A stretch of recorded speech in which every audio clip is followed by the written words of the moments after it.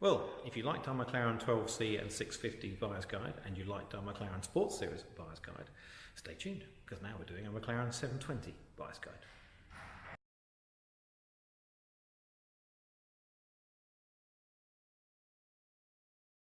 Welcome back. Yes, to join our 12C Spider and our 570 GT4R, we now own a McLaren 720 Spider. Now, slightly different plan with this car. With our 570, we created the GT4R road car stroke track car, which we announced as a kit of parts this month, February. But with the 720, what we plan to do is a series of vlogs, articles about the car in terms for members and owners to try them and in terms of looking for what to look for to buy and in the process of ownership of the car. A lot of this is going to be problem fixing and dealing with issues and some upgrades and obviously some advice in terms of how to make them better. But for the majority of it, it's going to be a slow process over the course of the ownership for it. So, very different to the GT4R that we created. That was all very, very quiet and suddenly announced as a complete kit. This is different. It's going to be a long-term ownership process and we're going to do it stage by stage, which makes sense. The first thing we should do will be a buyer's guide. Our 12C, 650 and Sports Series buyer's guide have gone down very well, so we thought we'd add this with a 720 buyer's guide for somebody looking to buy one, someone who's already had one may look for issues that they don't know about or to be something to be careful of, or in terms of course of ownership, what problems might come to pass in terms of ownership of the car. Now, 720 has a couple of similar issues with the Sports Series and the original Super Series, but also some different issues that need looking into. Now, ours is a Spider, so it's quite a late model car, 2019 car. Obviously the car's now been out for 2 years, and a lot of these problems occurred to the early cars, 2017 cars, but as they're going on, they're getting a bit better.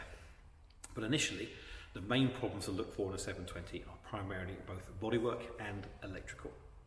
Now, electrical is slightly hard to show on a video, but basically comes down to sensor issues of the car, flagging up all kinds of problems. Now, nearly all of these are fixable via a software update. The majority of the problems that you've had on the early cars, a software update fixed a lot of the problems. The downside, of course, is that a software update must be done by a dealership. If you're using the car, we can do them here, but still need to use a car for a day or so while they go through the process. So the first thing to do is worth checking is find out what software level your car is on. Now, it does depend on the year it was born, sorry, the year the car was built, but also in terms of worth looking in terms of how its history has been. But a simple check of what you've got may indicate whether your software is out of date or not. Now, the only way to completely find out is literally go and diagnose a car and take it onto the ECU. So we can't do that very easily for you guys. So I'll show you the process how to do it on the dash. At least you give you an idea, and then after that it's a question of taking it to somewhere else and finding what the code is. So little problems, terms of engine manager light comes on, air brakes not working, other issues. 99% of them are fixable by software. When they are not fixed by software, it is most likely going to be a sensor dropping out, which means you have to go through a process of checking which one and then replacing it, or rather, connecting it back in properly. Now, overall they've been pretty good, but they are a bit of a niggly issue, and therefore it's worthwhile considering. The second common issue with 720 to look for is actually bodywork and fitment. It does appear that McLaren went through a bit of a sweet spot with the Sports Series, building them quite well, and then dropped down again with the 720. So, particularly on the car, you need to look for mainly the door fittings. The door fitment around the rear and the bottom of the door, you'll be able to tell by looking at the panel gap at the top of the door. If you have a very sharp edge where the panel gap looks a bit odd, there may well be an issue with the door not fitted properly. The downside you have is that sometimes when they are refitted and put on, they end up rubbing the lower part of the door. So it really is a question of making sure these doors are lined up properly. Now, it is a pain to do, time consuming to say the least, so dealers don't like doing it because obviously it's not really an item they're supposed to be doing. But a question of if you have some rubbing on the door or the door fitment is out, in an ideal world you refit the whole side, which means you take off the front, the door, refit the rear, refit the door to the rear of the wing and then put the front on last. But it is very time consuming. And our car, fun enough, is pretty good. It's next McLaren press car, so hopefully it's been reasonably well built. But something worth looking at. So doors, door trims, that kind of process worth having a look. Secondly is rear scuttles and rear panel fitments. Same thing applies. Again, the Spider's slightly different, but certainly worthwhile checking into those. And also little rattles and scratches you get from the front, etc. Again, it's all body fitment and making sure it all works together. Generally, okay, our particular cars are pretty good, but obviously the Spider being a later model, they can't hope most of the problems have been fixed. Other than the mechanical, other than the bodywork and other than the electrical side of it, which is a bit hard to explain in the video, there are a couple of issues worth looking at, and particularly amazingly, our car has them. The first thing is oil pumps. Now, for some reason, oil pumps on 720 seem to leak more often than the other model. We don't know why, it's the same oil pump, but it's down to 4-litre engine, who knows? I doubt it. But it is a leak on the oil pump is quite common. Our car has it. So that's one thing worth noting. It's quite an expensive item. It's about 7 hours to fit, but it's a warranty item, so it's certainly worthwhile checking that if you can. Obviously, to get to all these things I'm going to explain now, it's under trays off, up on a ramp, not something you can easily look at on the floor and deck. It can be done, but not easy. So, oil pump. That's the first thing. Second thing is oil coolers. We've seen a couple of cars now with split oil coolers. Now you can't really miss this because there's a big pool of oil in front of the under tray pouring outside the car. It's a fairly catastrophic failure. We've seen a couple. Again, they've been covered under warranty by McLaren, but something to bear in mind if it's been replaced before.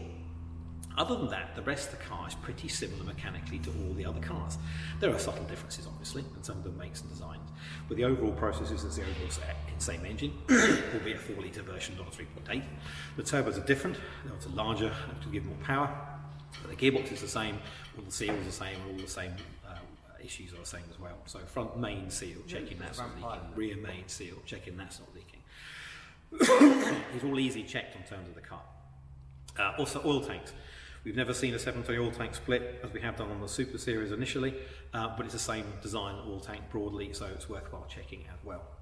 And the interior of the car, pretty good. Check the rattles and squeaks, usual sort of thing, but you tend not to get major issues. And then again, ditto in terms of the issues in terms of the doors, where the HVAC screens used to fail on the Super Series, but obviously since the Sports Series they've moved them all to center console, not too many issues. Iris is significantly better in the 720. It is still well below a lot of other manufacturers' sat-nav systems, but it works better than RS1 especially. So it's been some improvement. But generally interior issues are fairly limited. Really it's bodywork and looking underneath the car for the mechanical side. Last thing is suspension. They do leak, and again, ours has a leak. Again, it's a warranty item, but it is something that needs to be covered under the initial warranty because it tends not to be covered under the extended warranty. But for a new car still under 3 years, it will still be covered. So those things literally looking for a leak. And a lot of time you have on the Super Series cars of old, there were lots of problems in terms of power steering and lift issues. Haven't seen so many in the 720, even though it shares a lot of the components the same one. Has been some improvement. Other than that, bodywork, also look at windscreens. Common to cracking, mainly down to a bad supplier, where how they were done, but also fitting. If you have a coupe, looking at the griddle glass, that's a common failure as well. Ours is obviously a spiral electric magic roof, but in terms of the coupes, if you find with a carbon fibre roof, it's going to be problem free. With the glass roof, hopefully it's be replaced, and lots of them fail just by cracking. Really, that's it. Not a disastrous car. The downside is the niggly problems you get tend to lose the car for a few days back to a dealer. That is why the reputation of 720 has been hurt somewhat. Together also with depreciation. We are the second owner's car. The original spec of the car was a £320,000 car. We didn't pay that. The guy who owned it before, who was fortunate enough, is McLaren, lost 100 grand on this car in 8 months. That's disastrous, but their loss is my gain. Argument again, as so in all of our videos, don't get a new one, get a second-hand one, let someone else take the pain and depreciation. After that, they're relatively calm in terms of losing money, which is much as losing money can be calm. Alright, that's pretty much all of it. There's not a huge amount in the 720. We'll go through some of the fixes as we go through the vlog as we go through. But at the moment it's a question of welcome along to our little fleet of cars in our new showroom as well, which is quite nice. We'll do all our filming from now on. Any problems, any questions you have, etc., please make a comment. Happy to hear them. And hopefully see you in our next video. Okay, cheers.